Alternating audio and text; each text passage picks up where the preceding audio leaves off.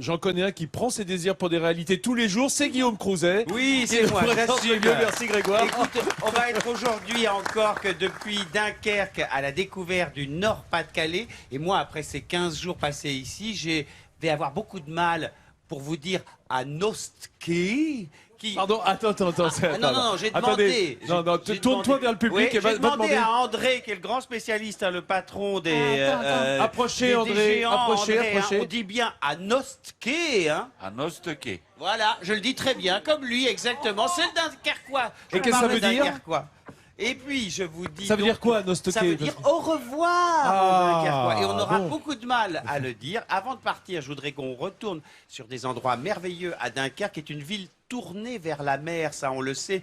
Alors ce beffroi magnifique et toute cette belle cité dunkerquoise, juste à côté justement ce beffroi, c'est l'hôtel de ville qu'il surplombe, et juste à côté, eh bien, il y a l'hôtel, cet hôtel de Costal qui est un ancien hôtel particulier du XVIIIe siècle. À l'intérieur de cet hôtel particulier, qu'y a-t-il? Eh bien une tour, regardez, ça c'est le saint qui fait passer les deux voyageurs sur la barque, c'est au-dessus de la porte d'entrée de cet hôtel particulier. Et puis une tour de guet qui a été édifiée ici en 1748.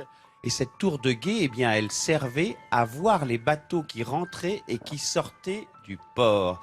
Alors, un endroit, je vous l'ai dit avant, où je voudrais absolument vous emmener, c'est le musée de la Marine. Ce musée, il est juste à côté d'ici, sur le quai. C'est une ancienne fabrique de tabac du 19e siècle. Au départ, c'est un musée qui a été voulu par les dockers du port. C'est eux qui ont décidé d'ouvrir ce musée au début des années 90 pour qu'on fasse connaître leur métier. C'est spectaculaire. Aujourd'hui, plus de 10 000 objets et œuvres d'art sur 3 000 mètres carrés. Et actuellement, une exposition aussi sur le thème de la banane, car je vous rappelle que Dunkerque est le premier port bananier de France.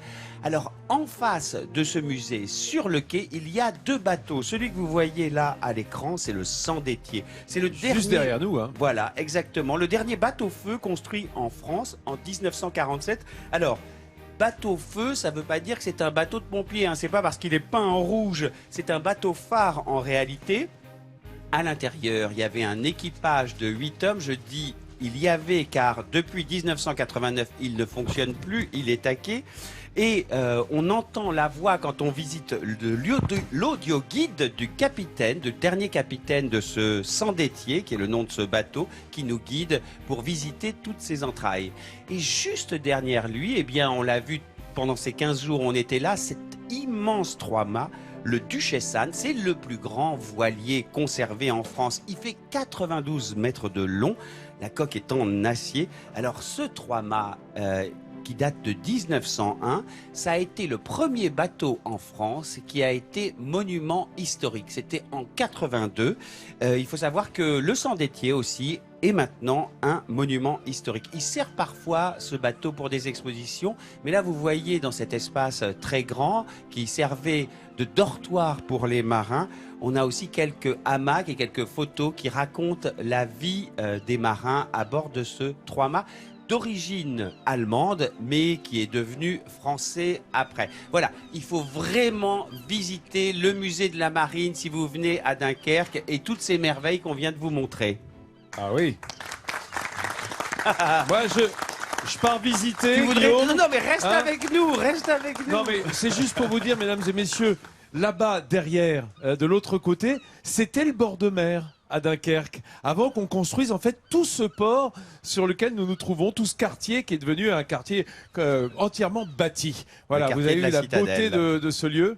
Mes amis, dans ce grand Duchessan, y a-t-il la place pour une cave à fromage? Absolument, on pourrait.